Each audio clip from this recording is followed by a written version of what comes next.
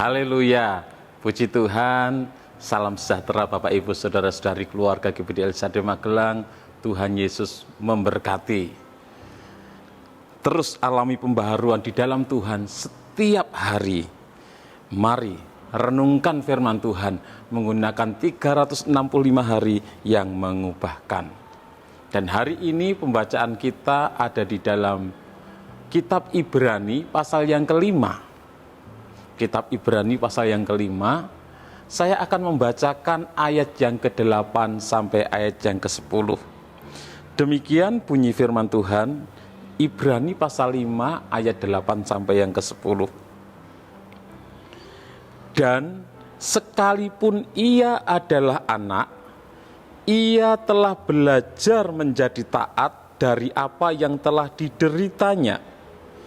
Dan sesudah ia mencapai kesempurnaannya, ia menjadi pokok keselamatan yang abadi bagi semua orang yang taat kepadanya.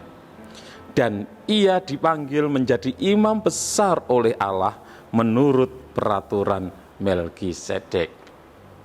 Renungan firman Tuhan hari ini saya beri tema pokok keselamatan abadi. Pokok keselamatan abadi. Mari kita mengobservasi, interpretasi, dan aplikasi dari ayat-ayat yang sudah kita baca. Dalam surat Ibrani, karena surat Ibrani ini merupakan sebuah surat yang berisi pengajaran. Jadi tidak ada kisah atau peristiwa yang terjadi di dalam ayat-ayat tersebut, tetapi berisi pengajaran. Sehingga kita tidak akan menemukan siapakah tokoh-tokoh yang ada di dalam kisah tersebut, peristiwa apa yang terjadi, kapan dan di mana. Itu tidak akan kita dapatkan, karena surat Ibrani ini berupa surat pengajaran, bukan sebuah peristiwa atau kejadian. Namun kita tetap bisa mengobservasi, mengamati, menyelidiki dari setiap ayat-ayat firman Tuhan. Ya, kita bisa mencari tahu siapakah penulis surat Ibrani. Memang di dalam Alkitab tidak disebutkan secara jelas, tidak dituliskan dengan jelas siapakah penulis surat Ibrani ini. Tetapi ada banyak para penafsir Alkitab, bapak-bapak gereja yang meyakini bahwa surat Ibrani ini ditulis oleh Rasul Paulus.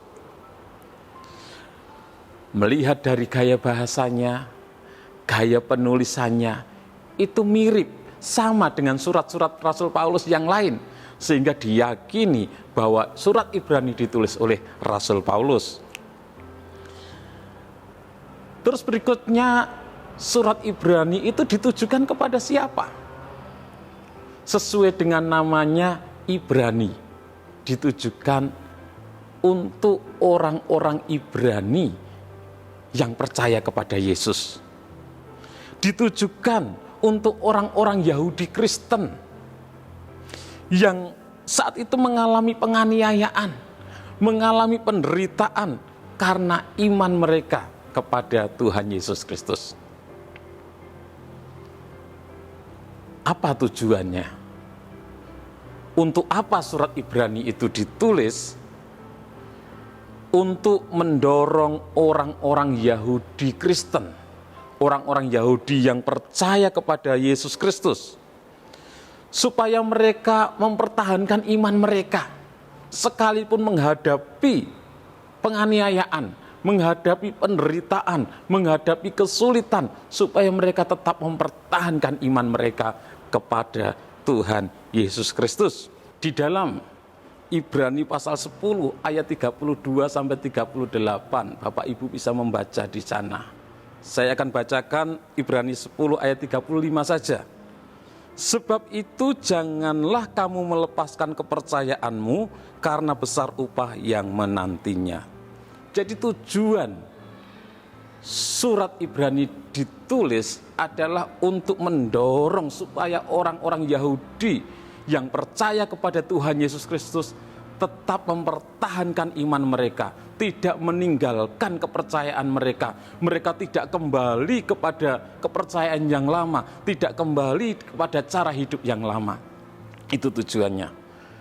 Terus interpretasi yang kita dapatkan apa dari surat Ibrani? Tentunya ayat 5, pasal 5, ayat 8 sampai yang ke-10 yang sudah saya bacakan.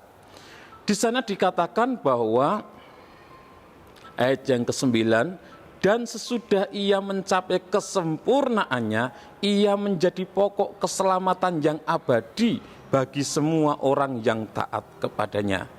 Jadi pelajaran yang kita dapatkan dari ayat yang sudah saya bacakan, Ibrani 5 ayat yang ke-8 sampai 10, yang pertama yaitu Yesus adalah pokok keselamatan yang abadi. Dia menjadi pokok keselamatan yang abadi bagi semua orang yang taat kepadanya. Pelajaran yang selanjutnya kita bisa belajar bahwa Yesus adalah imam besar.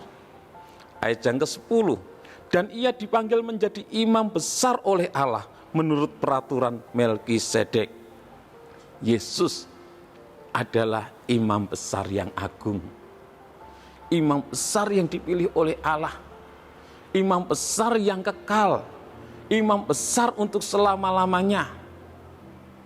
Kalau imam besar yang dipilih dari antara manusia, mereka menjadi pengantara, mereka mempersembahkan korban untuk memohon pengampunan bagi umat, tetapi dia juga memohon pengampunan untuk dirinya sendiri. Karena imam besar yang dipilih dari antara manusia, dia juga berdosa, juga punya kekurangan dan kelemahan. Tetapi Yesus, dia menjadi imam besar yang agung, dia menjadi pengantara bagi kita umat-umatnya untuk memohonkan mengampuni segala dosa kita. Tetapi dia Tuhan yang tidak berdosa, dia Allah yang kudus.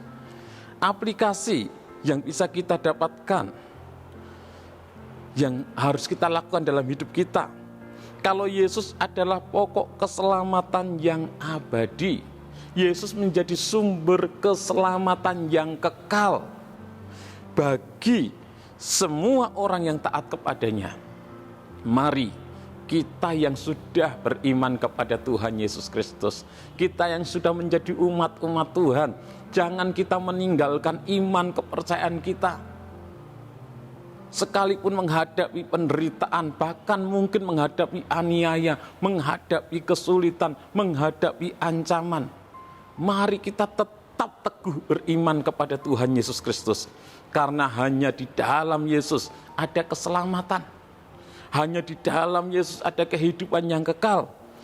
Dia menjadi pokok keselamatan yang abadi, sumber keselamatan yang abadi, yang satu-satunya.